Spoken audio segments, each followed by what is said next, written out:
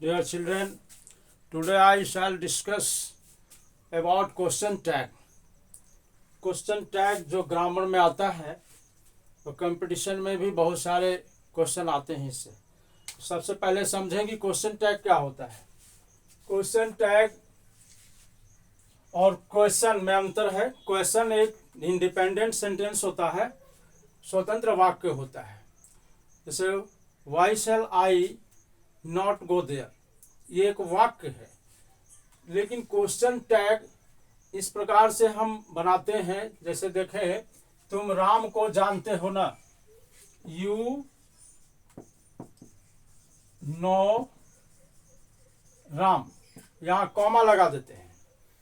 तुम राम को जानते हो, ये तो हो गया। अब कॉमा के बाद हो न के लिए इसका एनोमाइलस फाइनाइट का प्रयोग करते हैं। जैसे प्रेजेंट इंडेफिनिट टेंस का वाक्य में ऐसे डू डज छिपा रहता है, वही डू डज का यहाँ प्रयोग करेंगे। अब यहाँ इसको हम कहते हैं ए स्टेटमेंट, ए स्टेटमेंट।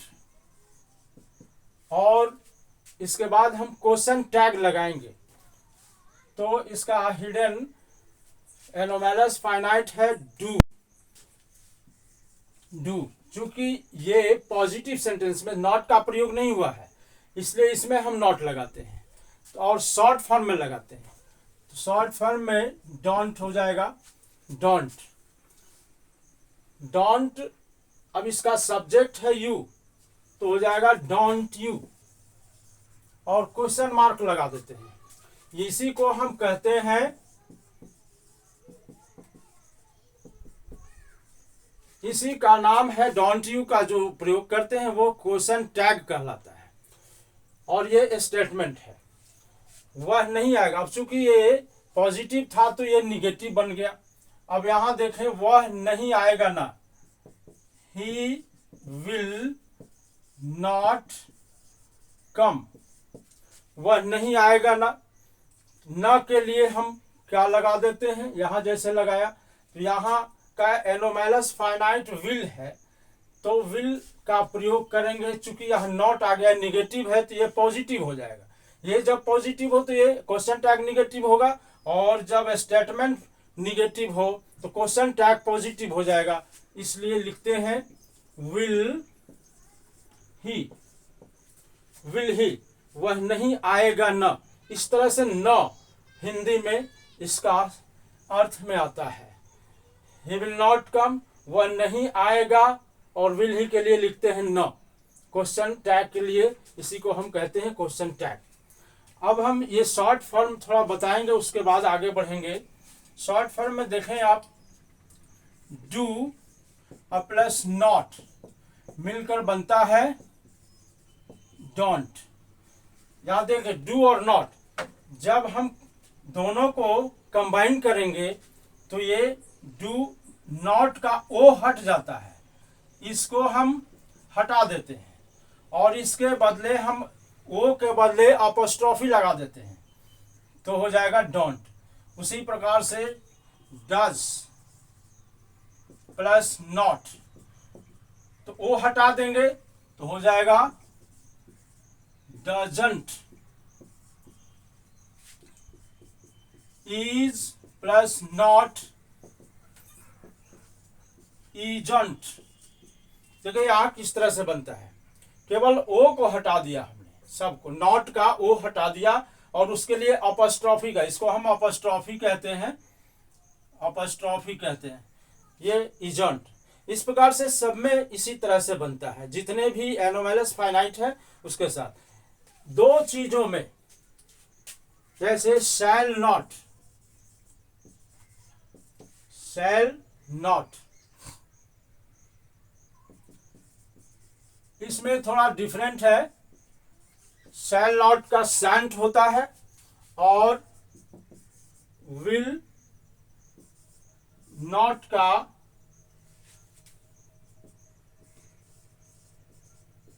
वॉन्ट होता है। यही दो डिफरेंट है, बाकी सब में हम केवल नॉट का ओ हटाकर अपोस्ट्रोफी लगा देते हैं। अब आगे बढ़ते हुए हम ये सीखेंगे कि निगेटिव का क्वेश्चन टैग पॉजिटिव होता है, पॉजिटिव का निगेटिव होता है। यहां देखें,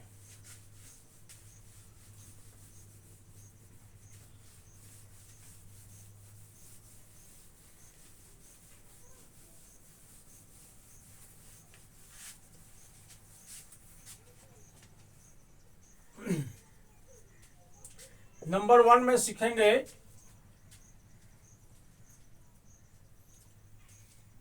अभी तो बताया कि जब निगेटिव का पॉजिटिव, पॉजिटिव का निगेटिव होता है। स्टेटमेंट जब पॉजिटिव हो तो क्वेश्चन टैग निगेटिव होगा और स्टेटमेंट जब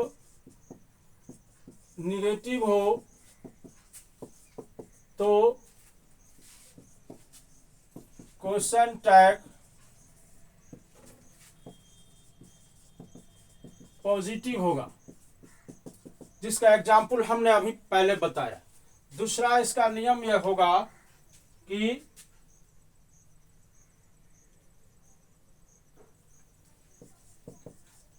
स्टेटमेंट में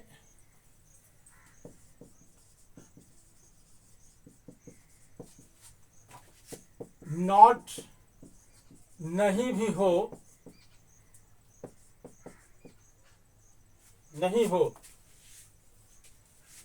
लेकिन जब nothing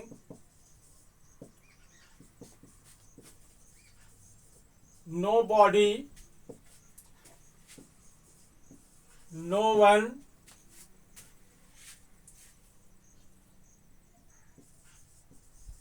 never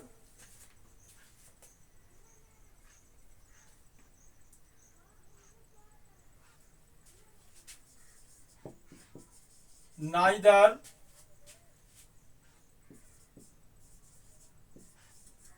scarcely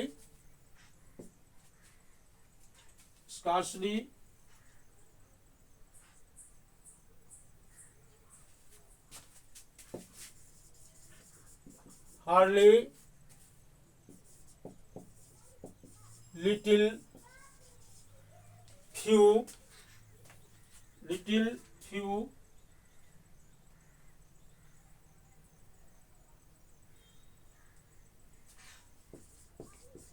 seldom no आए तो वह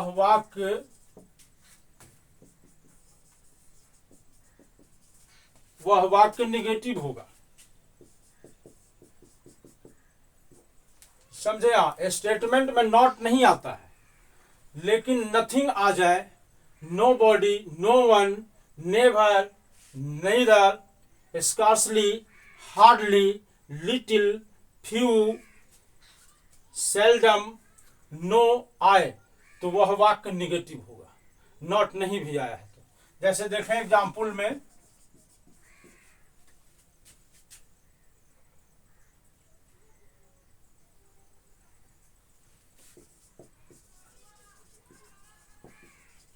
a barking dog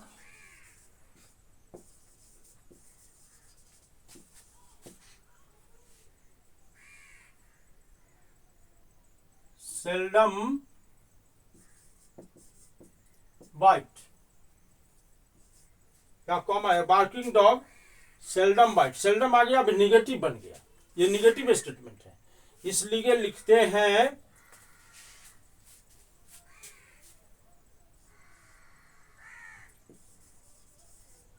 does eat. Dog के लिए ईट लिखेंगे, हम बताएंगे ईट सब्जेक्ट का चुनाव कैसे होता है। इस प्रकार से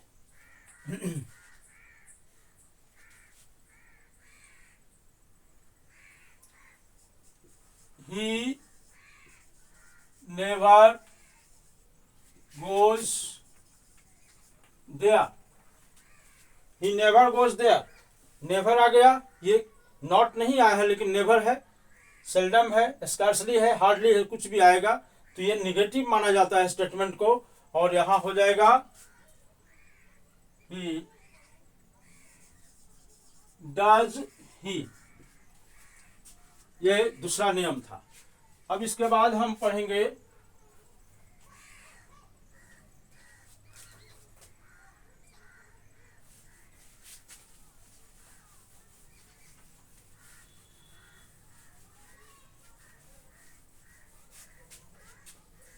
यहां लिटिल और फ्यू आया है तो निगेटिव है, लेकिन नोट कर ले इसको, ए लिटिल आए या ए फ्यू रहने पर निगेटिव नहीं होता है, निगेटिव नहीं होता है। जैसे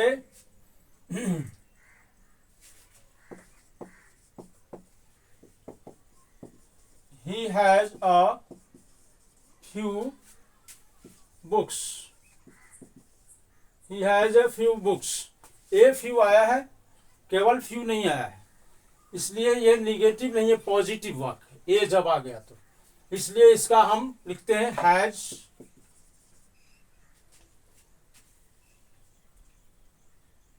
hasn't he, hasn't he, इस प्रकार से।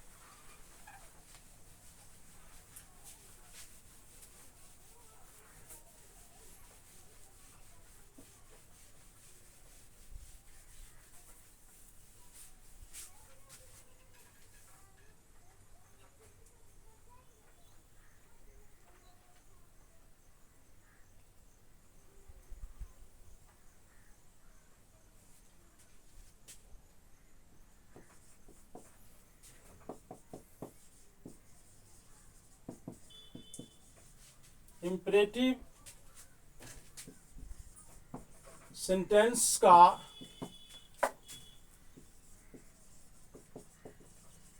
क्वेश्चन टैग विल यू या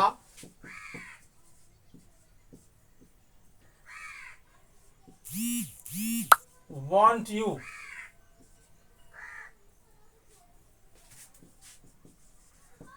होता है। जैसे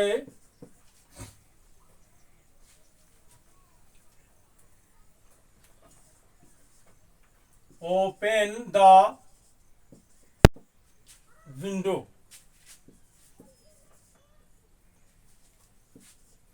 ओपन द विंडो, इसमें रिक्वेस्ट भी रहेगा तो भी इंपरेटिव सेंटेंस रिक्वेस्ट हो या जनरल कमांड हो, दोनों में यही प्रयोग होता है। यदि यहां प्लीज भी रहेगा तो वही चीज लगेगा, ये रहे या न रहे।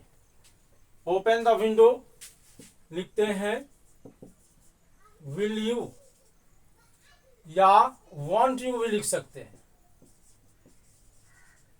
दोनों में से कोई भी लिख सकते हैं, इसको लिखें या इसको लिखें। लेकिन जब इंपरेटिव निगेटिव हो जाए, जैसे डोंट मेक अ नॉइज, तब यहां हम ये पहले निगेटिव हो गया तो केवल हम विल यू का प्रयोग करेंगे, विल यू का प्रयोग करेंगे।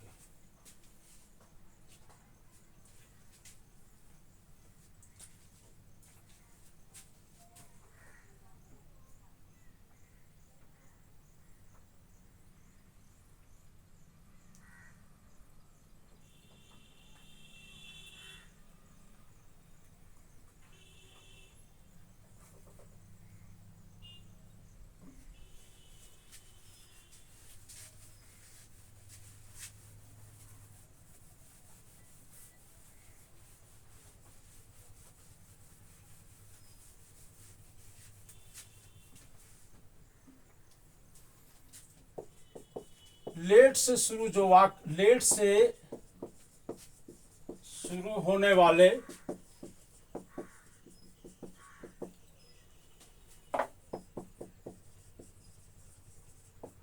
इंपरेटिव सेंटेंस में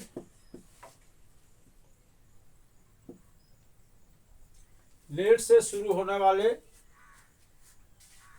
केवल विल यू का प्रयोग करेंगे।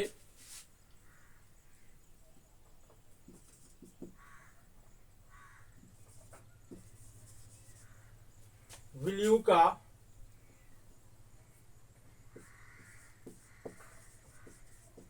क्वेश्चन टैग लगाते हैं।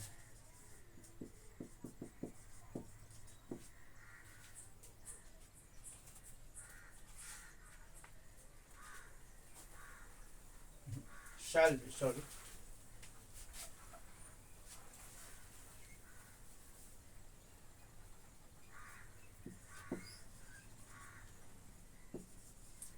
शैल बी क्वेश्चन टैग लगाते हैं। जैसे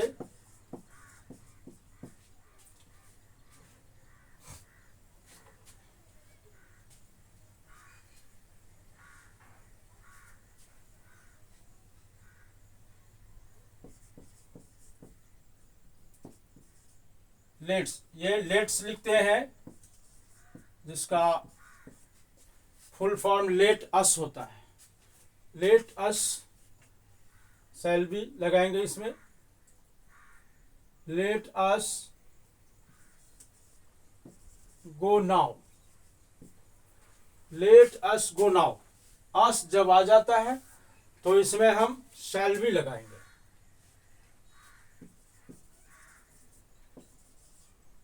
शैल बी, यही क्वेश्चन टैग होगा, शैल बी। अगर यहां अस के जगह कोई दूसरी चीज आ जाए, जैसे लेट मी रीड, अब अस के स्थान पर यहां मी आ गया। अस जब हो तो शैल बी लगाएंगे। लेकिन दूसरा कोई प्रोनाउन आ जाए, कोई दूसरा ऑब्जेक्टिव की इसमें प्रोनाउन आ जाए, तो उसके लिए हम विल यू का प्रयोग करते हैं। विल यू,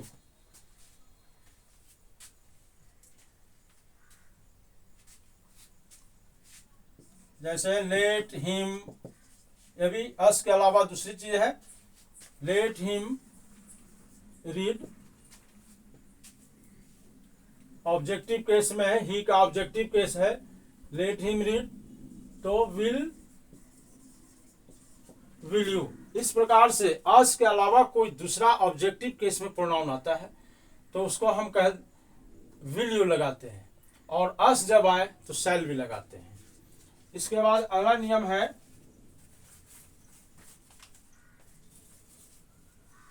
सब्जेक्ट का चुनाव।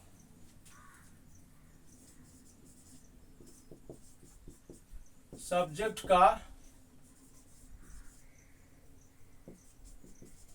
चुनाव कैसे करते हैं? अब यहां हमने यू लगाया, कहीं इट लगाते हैं, तो कहीं दीज लगाते हैं, कहीं दे लगाते हैं सब्जेक्ट के रूप में, क्वेश्चन टैग का सब्जेक्ट के रूप में। तब क्वेश्चन टैग का सब्जेक्ट कैसे चुनते हैं इसके बारे में सीखें अब।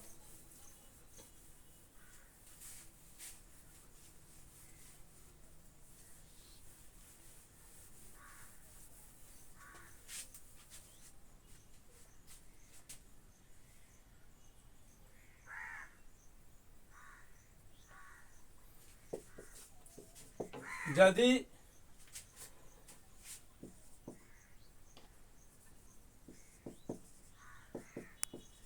स्टेटमेंट का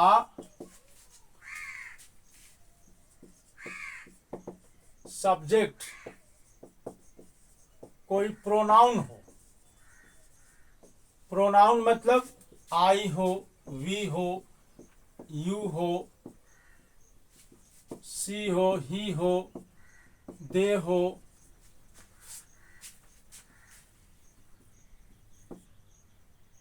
कोई प्रोनाउन हो, तो क्वेश्चन टैग का सब्जेक्ट वही प्रोनाउन होगा।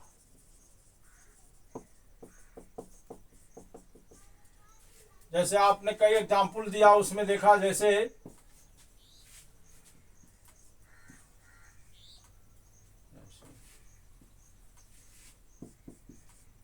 he is doing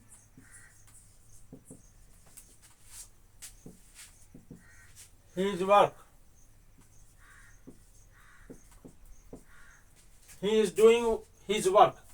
अब यहाँ सब्जेक्ट स्टेटमेंट का ही है, इसलिए हम क्वेश्चन टैग का भी सब्जेक्ट यही रखेंगे। और एनोमैलस फाइनाइट इज है, तो हम इज को, अब ये चूंकि पॉजिटिव है इसलिए निगेटिव में इजंट हो जाएगा, तो हम बनाएंगे इजंट ही। इस प्रकार से यही सब्जेक्ट चुनते हैं।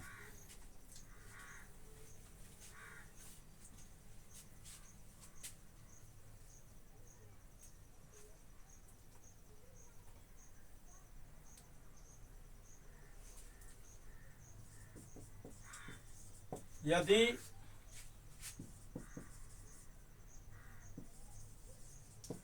स्टेटमेंट का सब्जेक्ट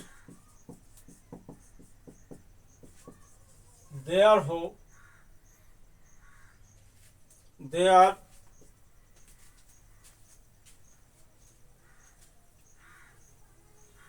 वन हो, दिस हो, दैट हो, दीज हो, दोज हो।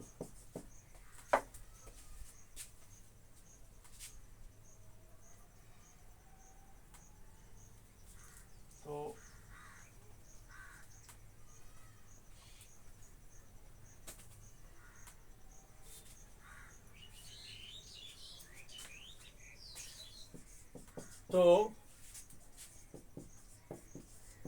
क्रमशः देयर का, क्रमशः देयर वन, इट,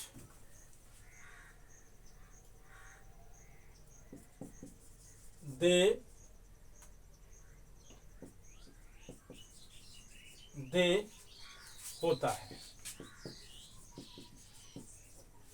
अब यहां समझे, यदि स्टेटमेंट का सब्जेक्ट देयर हो, वन हो, दिस हो, दैट हो, दीज हो, दोज हो, तो क्रमशः मतलब जिस लाइन से ये दिया हुआ है, देयर का देयर ही होगा, वन का वन ही होगा, दिस का इट होगा, दैट का भी इट होगा, दोनों का इट होगा, दिस और दैट दोनों का इट होगा, और दीज और दोज का दोनों के लिए दे का प्रयोग करते हैं, दोनों के लिए दे।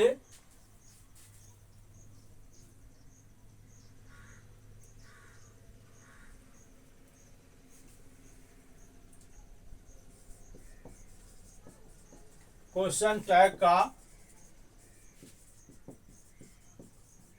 सब्जेक्ट होगा। जैसे देखें,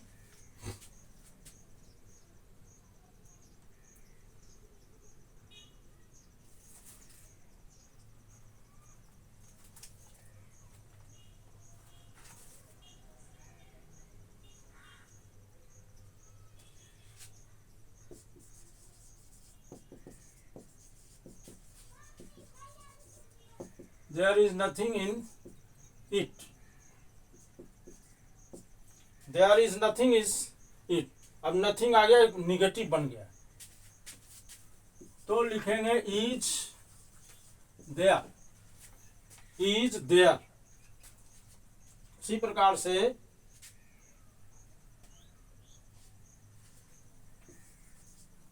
one can not do it, तो इसका question tag can not negative हो गया। एनोमैलस फाइनाइट, इसमें कैन है, वन सब्जेक्ट है, तो वन ही होगा, कैन वन, कैन वन। अब देखें जैसे it, this, this is,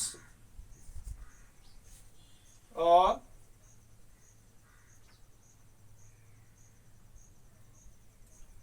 this is mine, this is mine, isn't it। अब यहां दिस के लिए इट हो गया। और भी एग्जाम्पल के द्वारा समझे।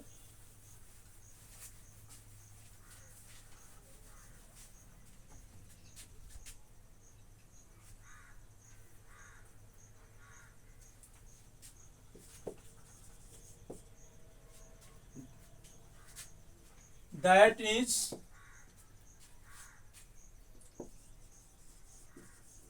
enough, that is enough। तो यहां पॉजिटिव है, निगेटिव होगा। एनोमैलस फाइनाइट का प्रयोग करते हुए निगेटिव क्वेश्चन टैग हो जाएगा। इजंट दैट के लिए इट लगाएंगे इस प्रकार से।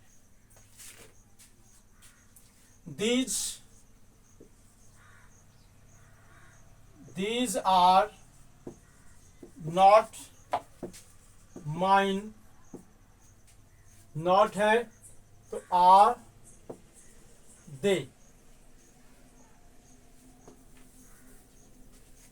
इस प्रकार से दोज के साथ भी दे लगाते हैं। अब अगला देखें।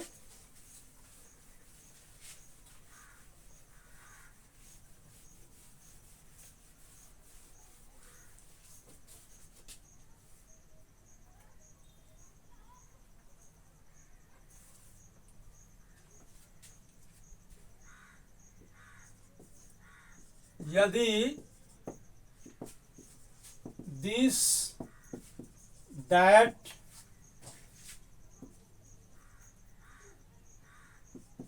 दीज दोज के साथ कोई नाउन आ जाए, नाउन हो तो उसके अनुसार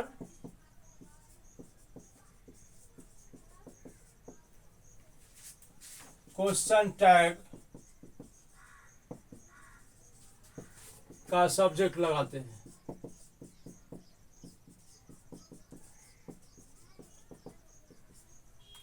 जैसे this boy is laughing, this boy is laughing। अब देखें, अब इट नहीं लगाएंगे दिस के लिए। दिस के साथ आने वाला नाउन बॉय है, इसलिए बॉय के लिए हम लगाएंगे बॉय के अनुसार। तो ही हो जाएगा isn't he, isn't he। उसी प्रकार से these girls are not reading,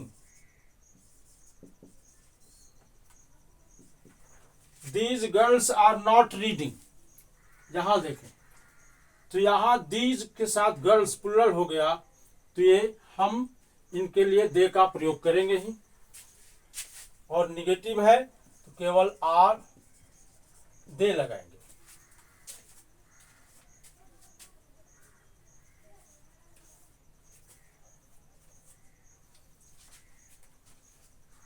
अब दिस चेयर इज ब्रोकन, यह कुर्सी टूटी है। तो अब दिस चेयर से अब ये नाउन का चेयर जो प्रयोग हो रहा है, अब चेयर के अनुसार हम यहाँ क्वेश्चन टैग का सब्जेक्ट लगाएंगे। तो हो जाएगा isn't it, isn't it। इस प्रकार से बनाते हैं।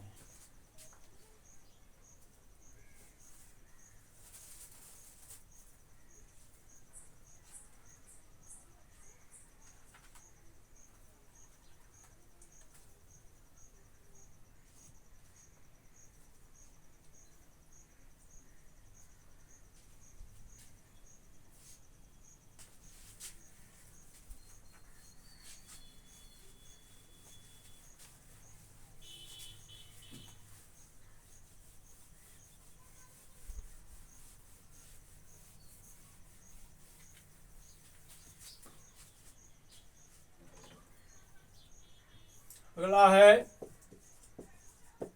यदि question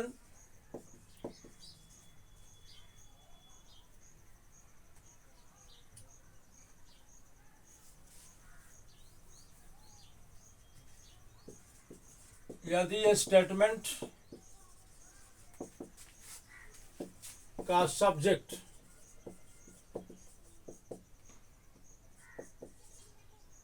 no one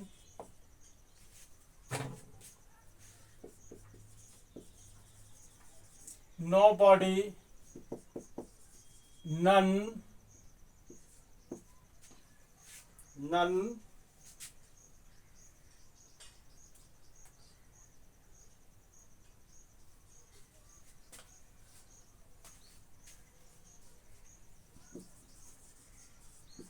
someone anybody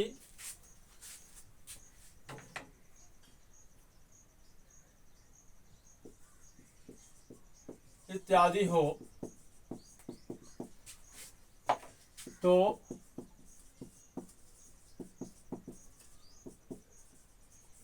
question tag का सब्जेक्ट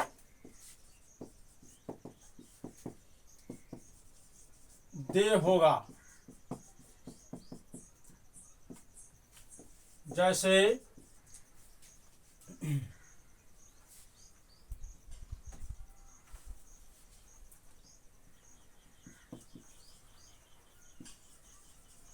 nobody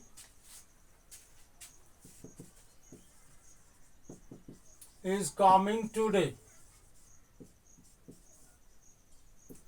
अब देखें यहाँ लिखा है कि स्टेटमेंट का सब्जेक्ट नो वन हो, नोबॉडी, नन हो, समवन हो, एनीबॉडी हो, समबॉडी हो, समबॉडी भी आ जाए,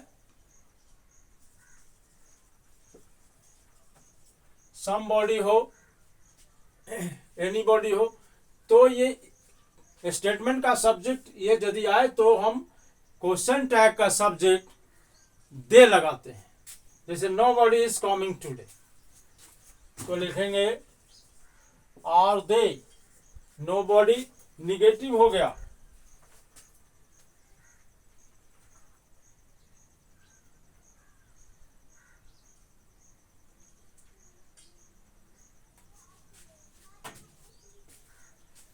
यहाँ एवरीबॉडी एवरीवन भी आ सकता है, everyone, everybody,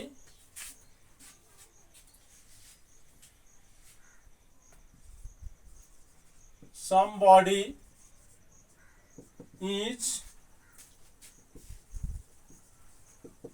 making a noise।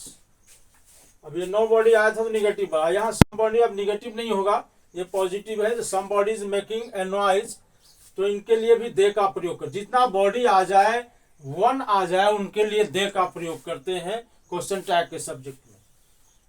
तो somebody, aren't they,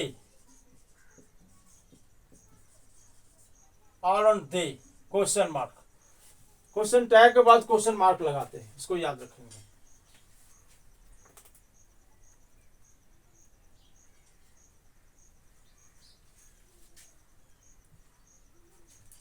अगला है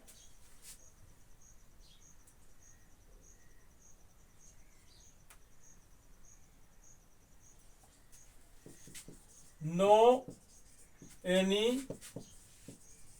एवरी सम के साथ, सम के साथ यदि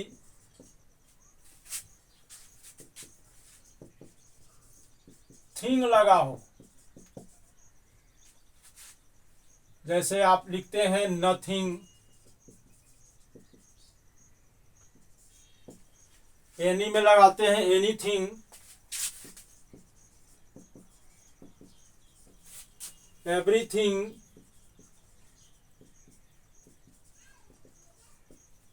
समथिंग, थिंग जब आ जाए तो स्टेटमेंट में थिंग स्टेटमेंट में तो क्वेश्चन टैग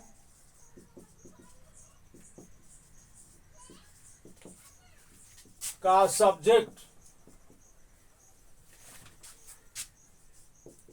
ईट होगा। जैसे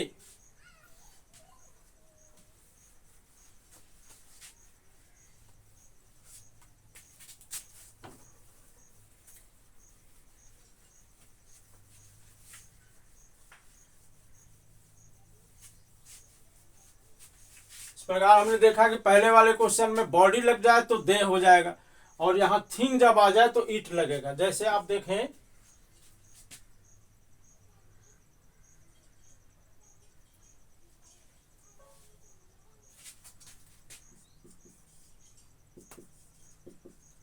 nothing is possible, nothing is possible, चूंकि ये निगेटिव हो गया, लेकिन नथिंग के लिए सब्जेक्ट यही लगाएंगे तो ईट का प्रयोग करेंगे। इज इट, इज इट, इस प्रकार से थिंग वाले में ईट लगाते हैं।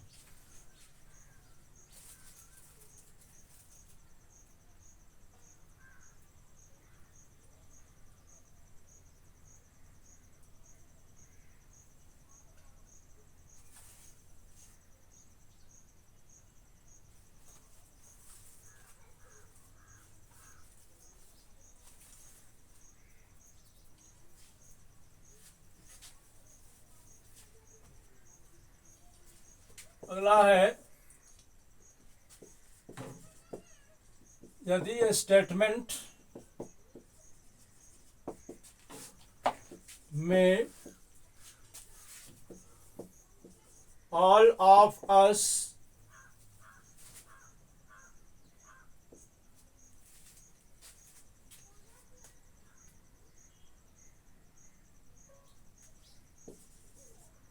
all of you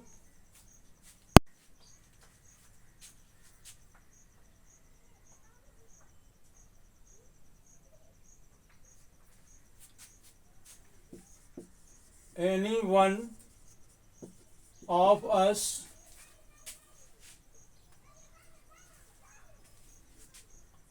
इत्यादि इत्यादि आए तो इसी प्रोनाउन को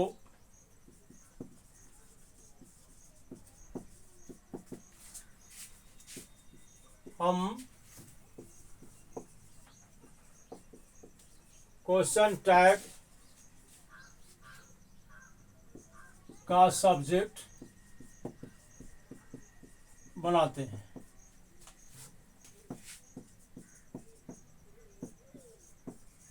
जैसे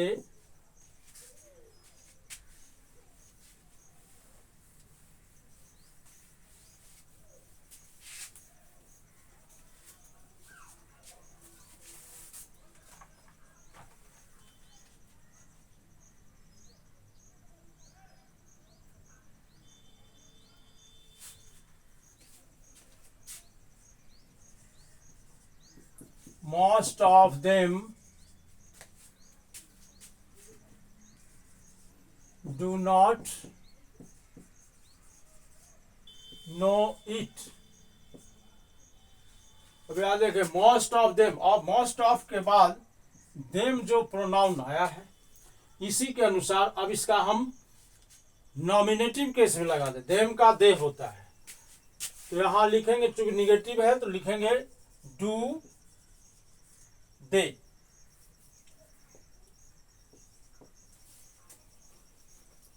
do they,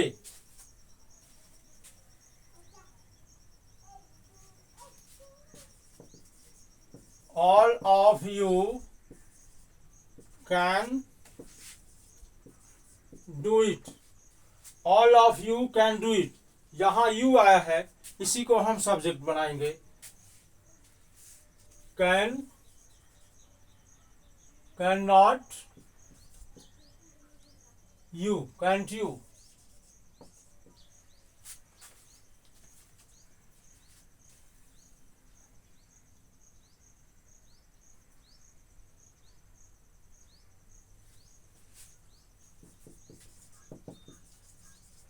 neither of you have done it। अब यहाँ नाइदर, चूंकि ये निगेटिव हो गया लेकिन सब्जेक्ट यही रहेगा, तो हैव यू। इस प्रकार से हम ऐसे वाक्यों को बनाते हैं।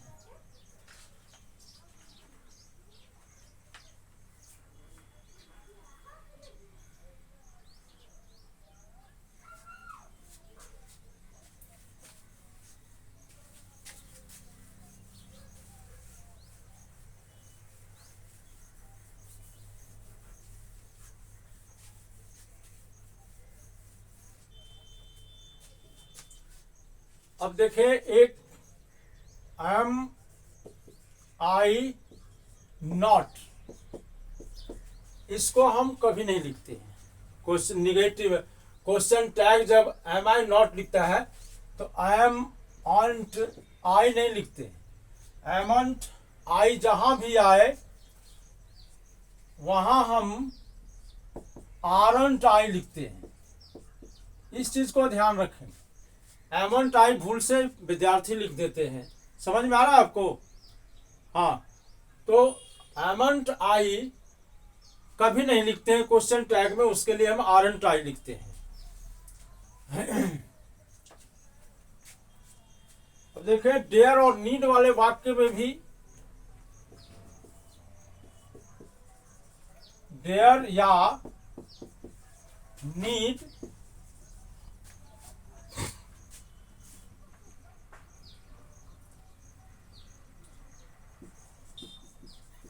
वाले वाक्य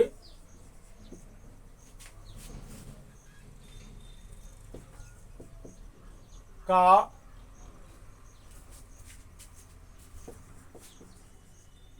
एनोमैलस फाइनाइट डेयर या नीड ही होता है।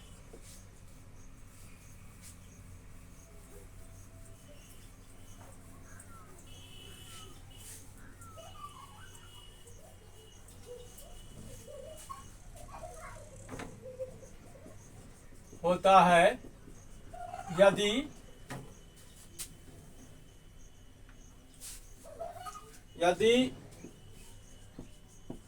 इनका प्रयोग ऑक्सिलरी वर्ब के रूप में हो।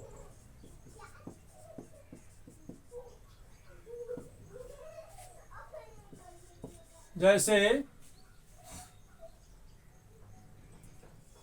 आई do not, I need not, I need not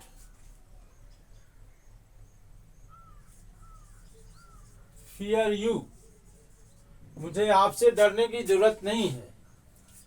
तो अब यहां नीड चूंकि नॉट आ गया है तो लिखते हैं नीड आई, बस। अब इनके चूंकि हम दो तरह से प्रयोग करते हैं, आज पहले जान ले डेयर का भी। He dare not stand before his father. He dare not stand before his father, अपने पिता के सामने खड़ा होने की हिम्मत नहीं करता है। तो यहाँ हम ऑक्सिलरी वर्ब के रूप में प्रयोग हुआ है, ये ऑक्सिलरी वर्ब है, इसलिए हम ये इसी का प्रयोग क्वेश्चन टैग में भी कर देते हैं। यहाँ डेयर नॉट आया है देयर ही लिखेंगे क्वेश्चन टैग देयर ही।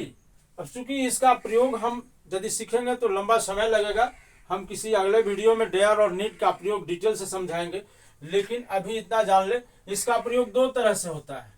देखिए अब इसी को हम लिखते हैं आई डू नॉट, इसी वाक्य को इस तरह भी बनाते हैं, I do not need to fear you. अब इसका क्वेश्चन टैग दे दिया, I do not need to fear you. अब इसमें टू आ गया है, इसमें टू नहीं था, क्योंकि यहाँ नीड का प्रयोग मेन वर्ब के रूप में हो रहा है, यहाँ एक एक्सिलरी वर्ब के रूप में हुआ था। एक्सिलरी यानी हेल्पिंग वर्ब कहेंगे, हेल्पिंग वर्ब के रूप में, लेकिन यहां हम मेन वर्ब के रूप में इसका प्रयोग करते हैं। मेन वर्ब, तो मेन वर्ब में जब आ जाए तब इसका हम एनोमैलस फाइनाइट यही लिखते हैं, डू आई, इस प्रकार से। उसी बार ही, इसका हम बनाते हैं तो हो जाएगा he does not dare to stand in a dark room. He does not dare to stand in a dark room. उसे अंधेरे कमरे में खड़ा होने की हिम्मत नहीं है। तो यहां भी देखें डज नॉट आ गया है, यहां नहीं लगा था, यहां मेन वर्ब डेयर के रूप में प्रयोग हो रहा है, इसलिए हम इसका क्वेश्चन टैग डज नॉट आया है तो डज ही लिखेंगे केवल। लेकिन ऊपर वाले वाक्य में हम लिखा कि डेयर ही लिखा, यहां हम नीड आई लिखा है, लेकिन नीचे डू आई लिखा है और यहां डज ही लिखा है। इस चीज को समझने के लिए आपको लंबा समय देना पड़ेगा।